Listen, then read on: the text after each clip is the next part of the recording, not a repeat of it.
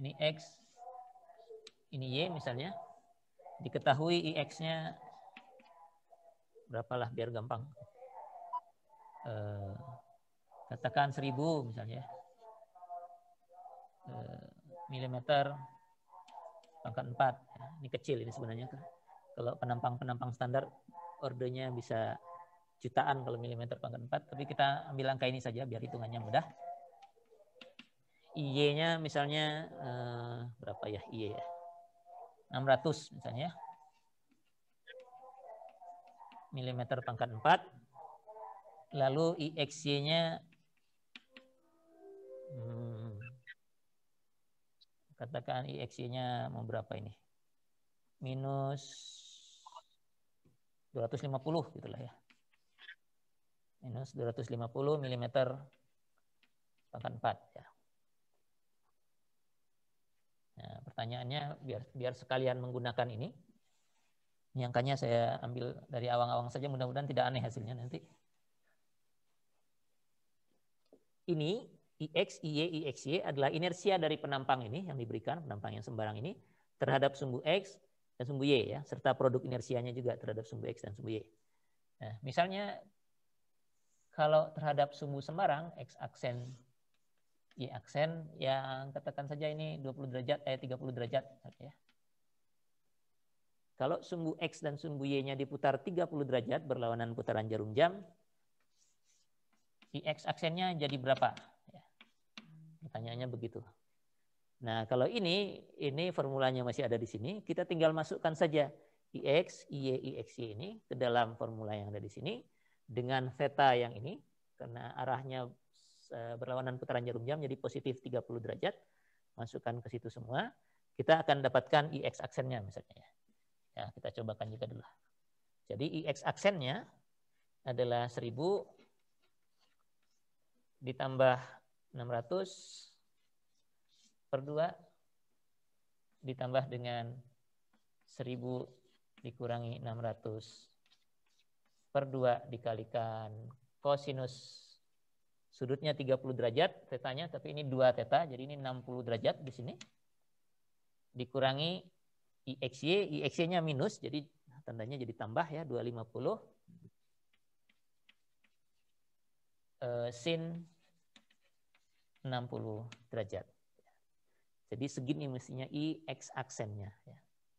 Nilainya tinggal dihitung saja. Saya coba hitungkan.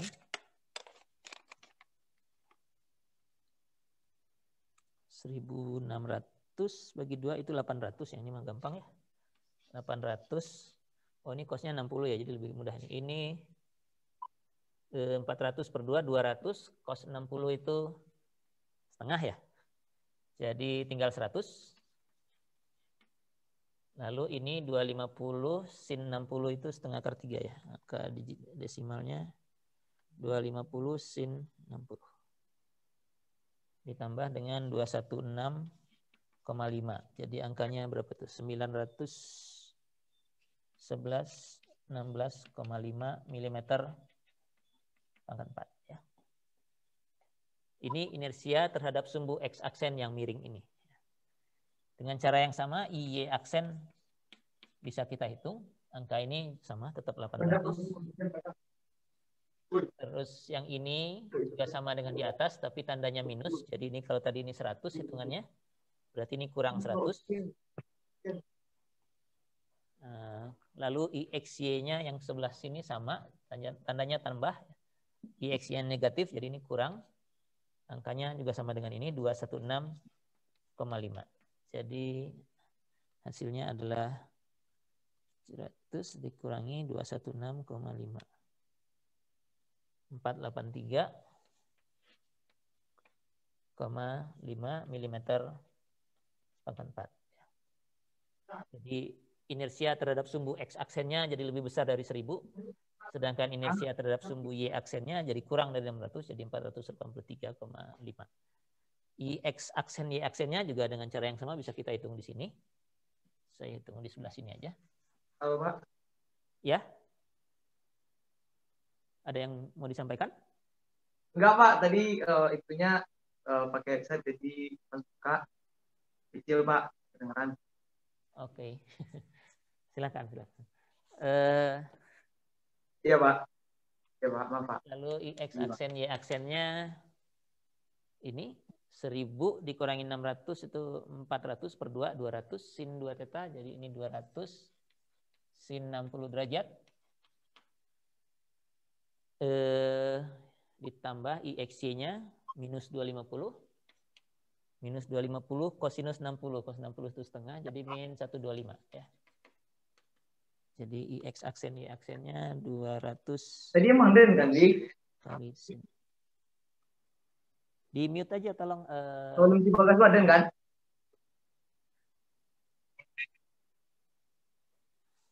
Ratus kali sin 60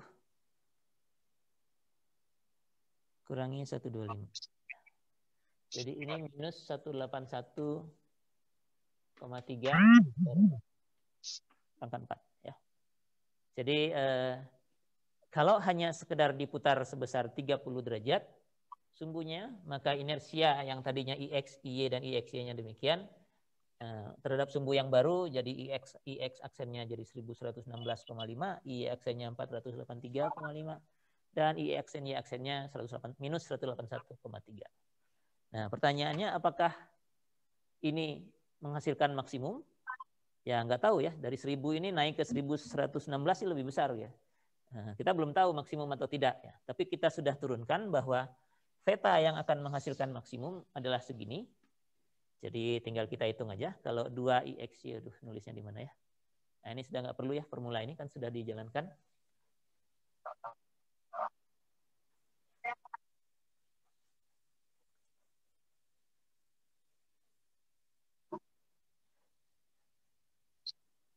Boleh ngecek kamera lagi?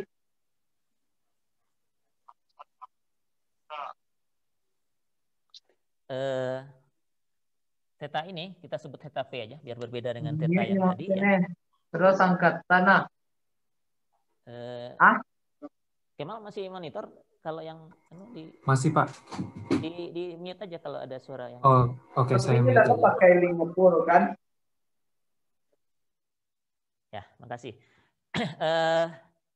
Sekarang kita mau cari apakah berapa sudut putar sumbu koordinat ini agar inersianya maksimum atau minimum ya. Jadi kita cari theta P-nya. Theta P-nya adalah setengah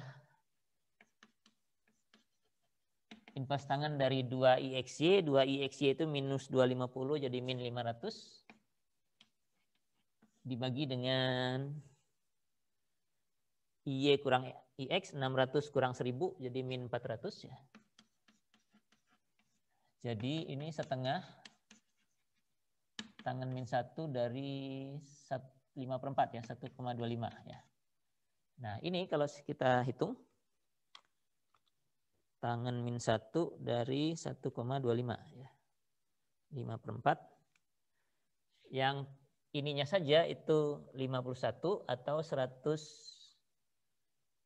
ini kan setengah 51,3 derajat plus minus 90 derajat gitu ya.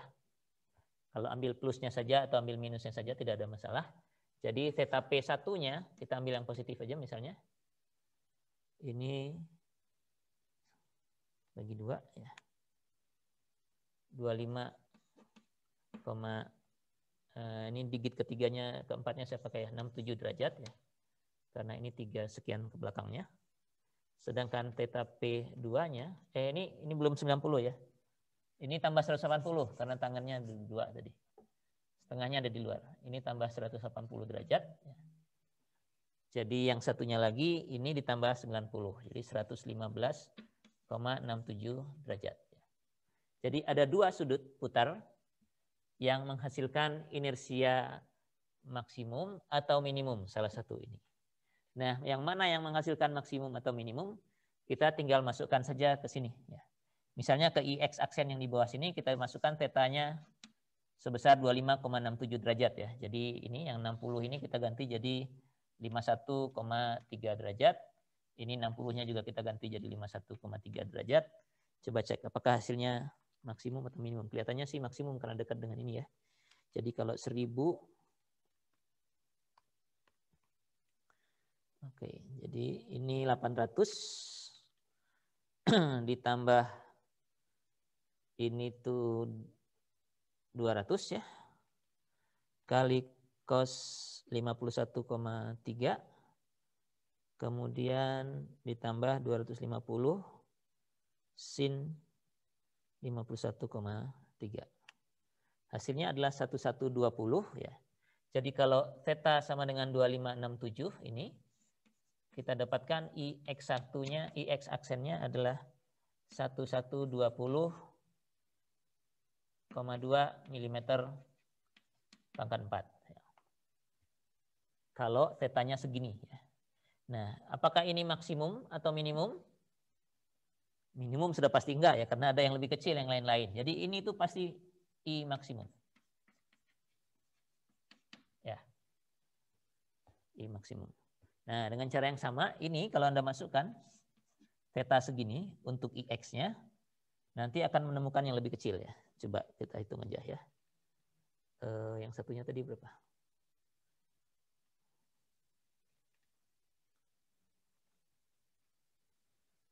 Ini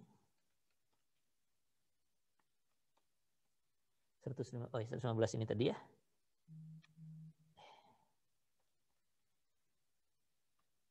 Jadi 800 tambah 400 kali cos 115,67 ditambah 250 kali sin 115,67 dapatnya, oh tandanya kurang dan kurang ya. Saya salah.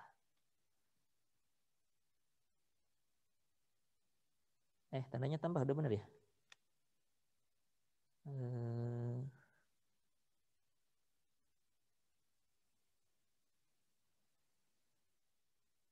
Oh, bukan 115. Ini saya masukkannya harus 2 kalinya ya. Oh, saya salah masukin tetanya tadi. Sebentar.